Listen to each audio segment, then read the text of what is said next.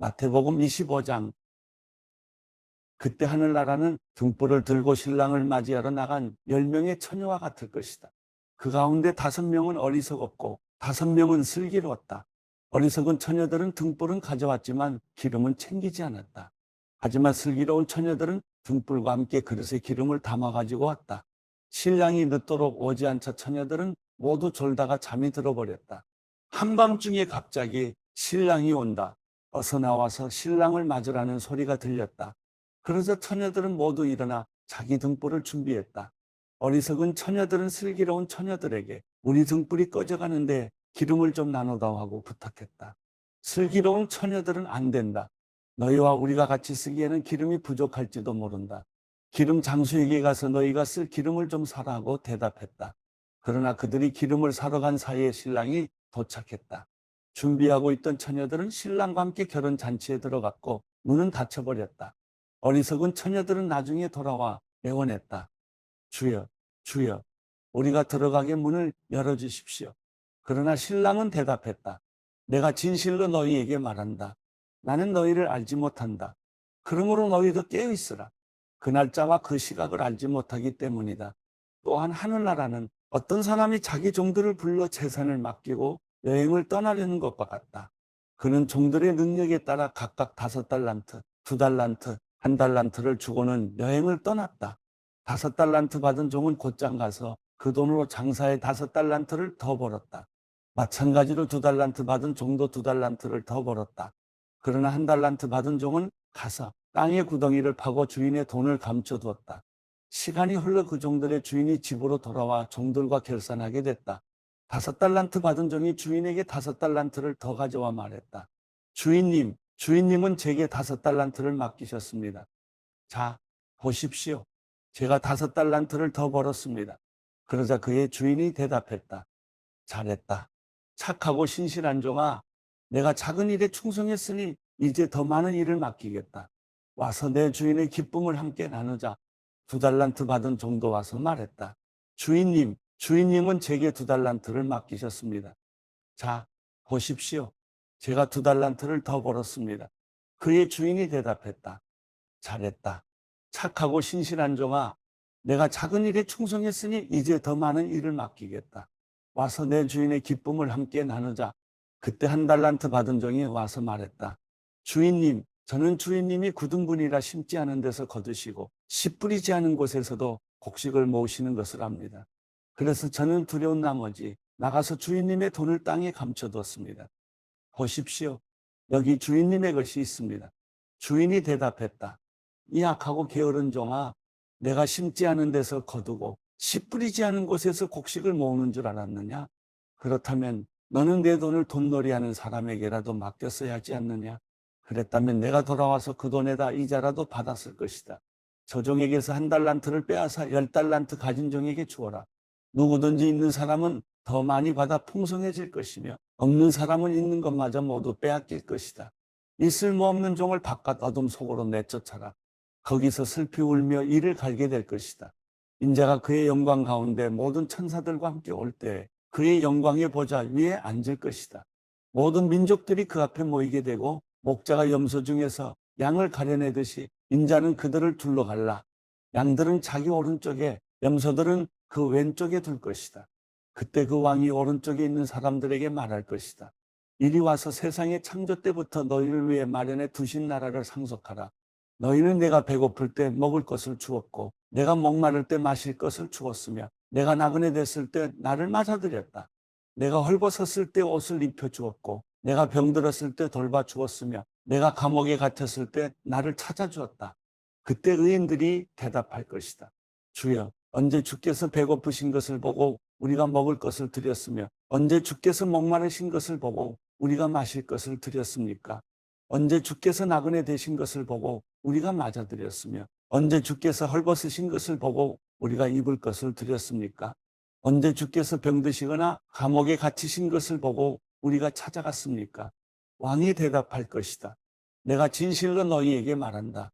무엇이든 너희가 여기 있는 내 형제들 중 가장 보잘것없는 사람에게 한 것이 곧 내게 한 것이다. 그러고 나서 왕은 왼쪽에 있는 사람들에게 말할 것이다.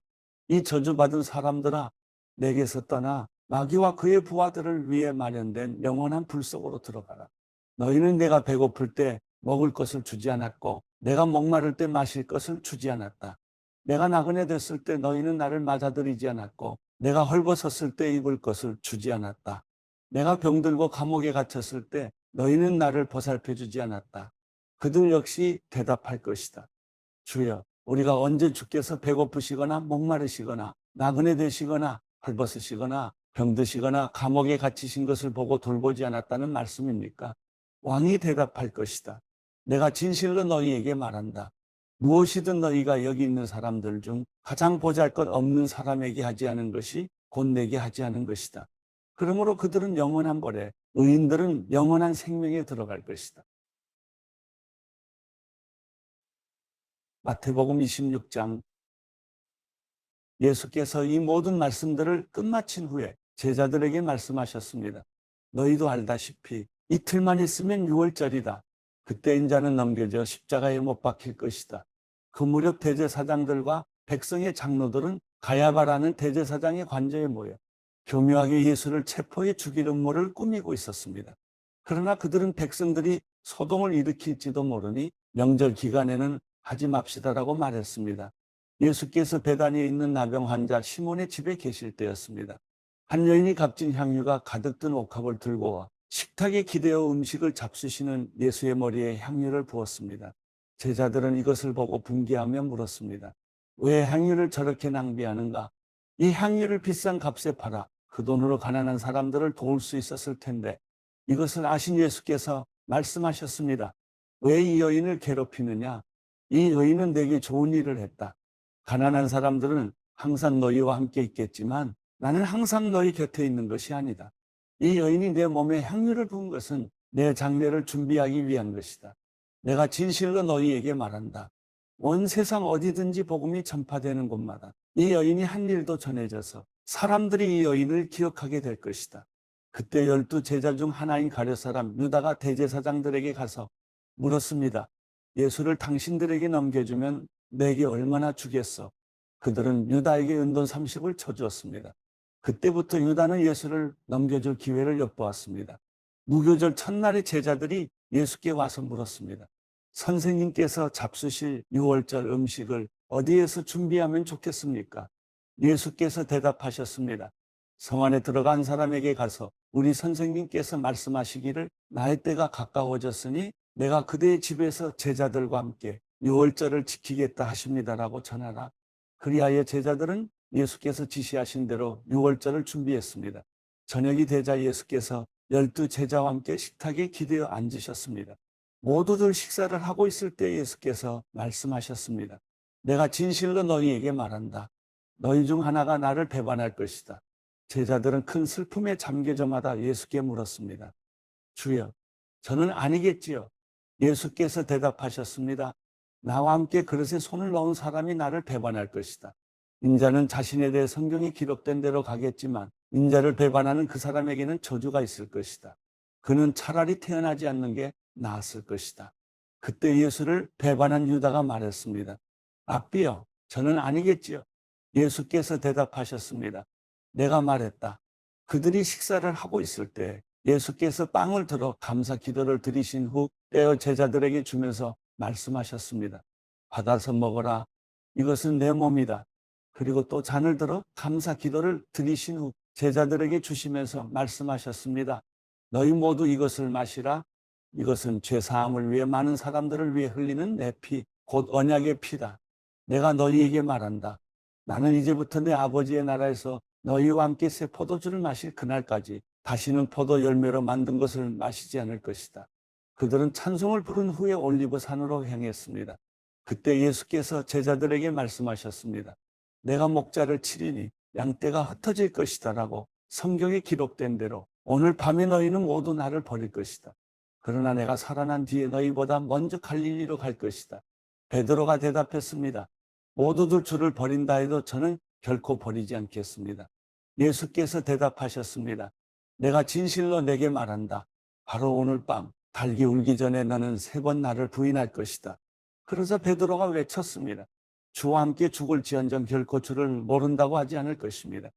그래서 다른 제자들도 모두 똑같이 말했습니다. 그때 예수께서 제자들과 함께 겟세마네라고 하는 곳으로 가서 제자들에게 말씀하셨습니다. 내가 저기에 가서 기도하는 동안 여기 앉아 있으라. 예수께서 베드로와 세베대의 두 아들을 데리고 가셨습니다. 예수께서는 슬픔에 잠겨 괴로워하셨습니다. 그때 예수께서 그들에게 말씀하셨습니다. 내 마음이 너무 괴로워 죽을 지경이라. 너희는 여기 머물러 나와 함께 깨어있도록 하라. 예수께서 조금 떨어진 곳으로 가셔서 얼굴을 땅에 파묻고 엎드려 기도하셨습니다. 내 아버지, 할 수 있다면 이 잔을 내게서 거둬주십시오. 그러나 내 뜻대로 하지 마시고 아버지의 뜻대로 하십시오. 그리고 제자들에게 돌아와 보니 그들은 자고 있었습니다. 예수께서 베드로에게 물으셨습니다. 너희가 1시간도 나와 함께 깨어있지 못하겠느냐? 시험에 들지 않도록 깨어서 기도하라. 마음은 간절한데 육신이 약하구나. 그리고 예수께서 다시 가서 기도하셨습니다. 내 아버지, 내가 마시지 않고서는 이 잔이 내게서 떠날 수 없다면 아버지의 뜻대로 해주십시오. 예수께서 돌아와 보니 제자들은 또 잠이 들어 있었습니다. 그들은 너무 졸려서 눈을 뜰 수 없었습니다. 그래서 예수께서 그들을 두고 또다시 가셔서 세 번째로 똑같은 기도를 하셨습니다. 그러고는 제자들에게 돌아와 말씀하셨습니다. 이제는 자고 쉬라. 보라, 때가 가까이 왔다. 인자가 배반당해 죄인들의 손에 넘겨지게 됐구나. 일어나라. 가자. 보라, 저기 나를 넘겨줄 사람이 가까이 오고 있다. 예수의 말씀이 채 끝나기도 전에 12 제자 중 하나인 유다가 다가왔습니다. 유다 곁에는 대제사장들과 백성의 장로들이 보낸 큰 무리가 칼과 몽둥이로 무장하고 있었습니다. 그리고 예수를 넘겨줄 사람이 그들에게 신호를 보내기로 정해두었습니다. 내가 입을 맞추는 사람이 바로 그 사람이니 그를 붙잡으시오. 곧바로 유다는 예수께 다가가 랍비여, 안녕하십니까? 라고 말하며 입을 맞추었습니다. 예수께서 대답하셨습니다. 친구여, 무엇을 하려고 여기에 왔느냐? 그래서 사람들이 한 발자국 앞으로 나오더니 예수를 붙잡아 체포했습니다. 그때 예수의 일행 중 한 사람이 손을 뻗어 자기 칼을 빼고는 대제사장의 종을 내리쳐 그 귀를 잘랐습니다. 예수께서 그에게 말씀하셨습니다. 내 칼을 칼집에 도로 꽂아라. 칼을 뽑는 사람들은 모두 칼로 망할 것이다. 내가 내 아버지께 청하면 당장 12군단보다 더 많은 천사들을 보내주실 수 있다는 것을 너는 모르느냐? 그러나 만일 그렇게 하면 성경에서 이런 일이 마땅히 일어나야 한다고 말한 것이 어떻게 이루어지겠느냐? 그때 예수께서 우리에게 말씀하셨습니다. 너희가 강도를 잡듯이 칼과 몽둥이로 나를 잡으러 왔느냐? 내가 날마다 성전에 앉아 가르쳤는데 너희가 그때는 나를 체포하지 않았다. 그러나 이 모든 일은 예언자들의 글을 이루기 위해 일어난 것이다. 그때 제자들이 모두 예수를 버리고 달아났습니다. 예수를 체포한 사람들은 예수를 대제사장 가야바에게 끌고 갔습니다. 그곳에는 율법학자들과 장로들이 모여 있었습니다. 베드로는 멀찌감치 예수를 따라가 대제사장 관저의 뜰까지 갔습니다. 그는 들어가 하인들과 함께 앉아서 결말이 어떻게 되는지 지켜보았습니다. 대제사장들과 온 공회가 예수에 대한 거짓 증거를 찾아내어 죽이려고 했습니다. 많은 사람들이 나서서 거짓 증언을 했지만 그들은 아무런 증거도 발견하지 못했습니다. 결국 두 사람이 나와 주장했습니다. 이 사람이 내가 하나님의 성전을 헐고 3일 만에 다시 세울 수 있다고 말했습니다. 그러자 대제사장이 일어나 예수께 말했습니다. 아무 대답도 안 할 작정이냐? 이 사람들이 너에 대해 이렇게 불리한 진술을 하고 있지 않느냐? 그러나 예수께서는 아무 말씀도 하지 않으셨습니다. 대제사장이 예수께 말했습니다. 내가 살아계신 하나님께 맹세하면 내게 명령하니 우리에게 말해보아라. 내가 그리스도 곧 하나님의 아들이냐? 예수께서 대답하셨습니다. 내가 스스로 말했다. 내가 너희에게 말한다. 이제 앞으로는 인자가 권능의 보좌 오른편에 앉아있는 것과 하늘 구름을 타고 오는 것을 너희가 볼 것이다. 그러자 대제사장은 자기 옷을 찢으며 말했습니다. 이 사람이 하나님을 모독하고 있어. 더 이상 무슨 증인이 필요하겠어? 보시오. 여러분은 지금 하나님을 모독하는 말을 들었어. 여러분은 어떻게 생각하시오? 그들은 죽어 마땅합니다라고 대답했습니다. 그러자 그들은 예수의 얼굴에 침을 뱉고 주먹으로 그를 때렸습니다. 또 어떤 사람들은 뺨을 때리면서 말했습니다. 그리스도야, 누가 너를 때렸는지 예언자처럼 말해봐라. 그때 베드로는 뜰에 앉아 있는데 한 하녀가 베드로에게 다가와 말했습니다. 당신도 갈릴리 사람 예수와 함께 있었던 사람이군요. 그러나 베드로는 모든 사람들 앞에서 그 말을 부인하며 내가 도대체 무슨 말을 하는지 나는 모르겠다라고 했습니다. 그러고는 대문 있는 데로 나왔는데 또 다른 하녀가 베드로를 보더니 거기 있던 사람들에게 말했습니다. 이 사람도 나사렛 예수와 함께 있었어요. 베드로는 다시 맹세코 부인하며 나는 그 사람을 모르라고 했습니다. 얼마 지나지 않아 거기 서 있던 사람들이 베드로에게 다가와 말했습니다. 당신도 그들 중 한 사람인 것이 틀림없소. 당신의 말씨를 보니 분명하오. 그러자 베드로는 저주하며 나는 그 사람을 모른다라고 맹세했습니다. 바로 그때 닭이 울었습니다. 그제야 베드로는 예수께서 닭이 울기 전에 내가 3번 나를 모른다고 할 것이다라고 하신 말씀이 생각났습니다. 그리고 베드로는 밖으로 나가 한없이 눈물을 쏟았습니다.